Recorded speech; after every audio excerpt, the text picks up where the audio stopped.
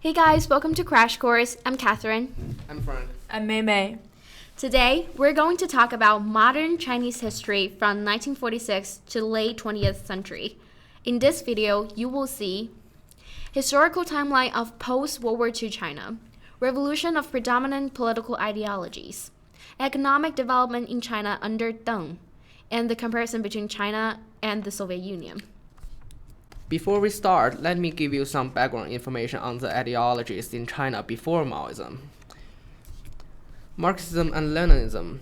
They are the fundamental ideology of communism. It essentially advocates dialectic materialism. By stating that the development of society is based on material conditions, it concludes that the society must evolve into a socialist structure with a proletarian rule.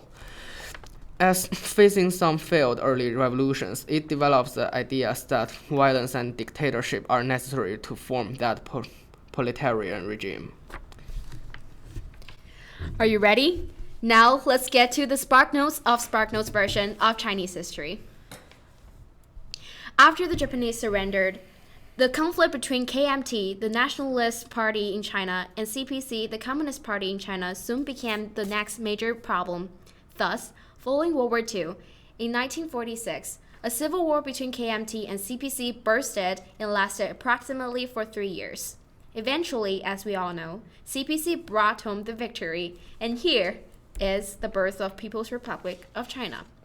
Now China had been brought to unification under one man, one leader, and one legend, Mao. After the foundation of People's Republic of China, aka PRC, Mao intended to perform a series of reforms in order to communize the country. For example, the land reform in 1950. A new law called Agrarian Reform Law of People's Republic of China was carried out to expropriate the lands from the landlord and return, quote-unquote, them to the peasants. In 1953, Mao started the first five-year plan to rapidly industrialize China and transform it from agrarian society to an industrialized power like USSR. Really? In 5 years?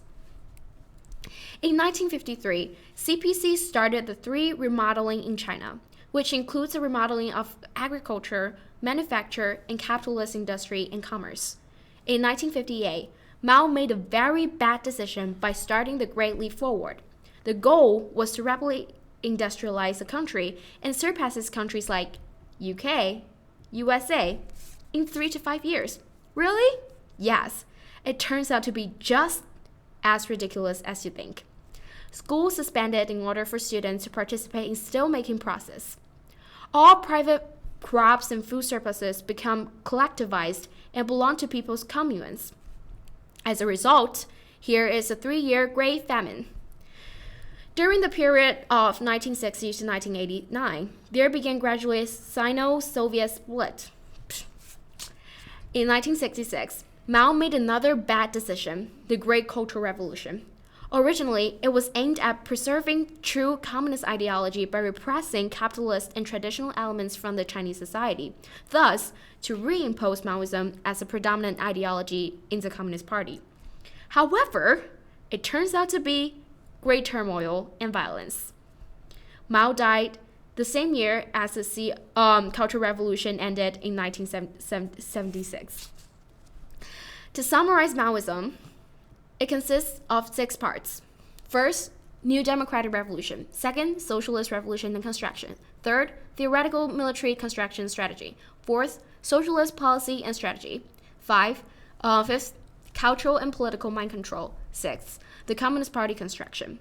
Maoism is a modified version of Marxism and Leninism, and it meets the need of China, especially during time of warfare. However, Mao failed to realize the need of social and economic reforms in China. Thus, he committed left mistakes during his last few years. So Deng Xiaoping's era has come. So Dengism urged a revisionist school of ideology, therefore emphasizes the shift of traditional imperialism / or you may argue totalitarianism to authentic modern socialism with political and economic innovations.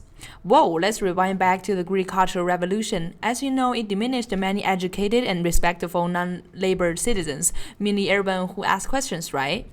During 1966 to 76, Gang of Four led by Jiang Qing attacked fundamental Maoism with severe social Protestant movements. And even more interesting, Jiang Qing was a spouse of Mao. The gang was the most notorious political fraction that came to prominence during the revolution, and somehow they proposed early Russian revisionism, which Dengism is all about, to the experimenting China at the time. But very unfortunately, those four annoying babies all to die, so the government imprisoned them in 1976. Before Mao died, he appointed Hua Guoqiang to be the successor, but Hua's continuous persuasions of the outdated Maoism was eliminated by Deng Xiaoping's supporters. Finally, China started to welcome the outside world. In 1978, the 11th Central Committee hammered down the revisionist approach, thus encouraged the rehabilitation of formal miscarriage of law. One of Deng's most famous quotations, "Practice is the sole criterion for testing truth," came out from this very meeting. The application of the household contract responsibility system exemplified the Chinese total economic reform, in which the states took control over individual families by directly renting farming lands to the peasants. Individualism was being emphasized. Family planning policy was released within the same year in order to balance development with domestic consumption. In 1980, 4 coastal cities, Shenzhen, Zhuhai, Shantou, and Xiamen, were designated as special economic zones in order to attract foreign investment to mainland. And in 1984, this so-called open door policy was extended to 14 coastal cities. China underwent the phenomenal economic reform in cities and state-owned enterprises to boost the monopolized and shattered economy. Deng courageously implemented the idea of one country, two systems to Hong Kong and Macau in order to retain their independent capitalist market economic system rather than the commanding one. Later, their reunification after almost 100 years further demonstrated Dengism's modern-day effectiveness. Education was also rehabilitated under the 3 approaches released by Deng, which education ought to be modernized, globalized, and farsighted. China is inexperienced on developing socialist economy, which exemplifies the reformation in Soviet Union. The key policy on this phase of Chinese history is imitating Soviet Union and duplicating Stalin model. Yet the imitation starts even before PRC is founded. Early Chinese revolutions imitate Russia, but failed. From then on, the Communist Revolution takes on a different approach. In Russian Revolutionary War, communist regiments assault on major cities and seize control of the country city by city. By contrast, in China, communist regime seize control of rural area and isolates the city by occupying the countryside. Russian Revolutionary Army is composed by mainly industrial workers and soldiers from Russian Imperial Army who are mainly concentrated in cities. However, Chinese Revolutionary Army is mainly peasants who are scattered in rural area. Essentially, China is lack of a massive worker class who are the potential supporter of the revolution. The imitation in warfare is failed, yet the failure facilitates the early forming of Maoism.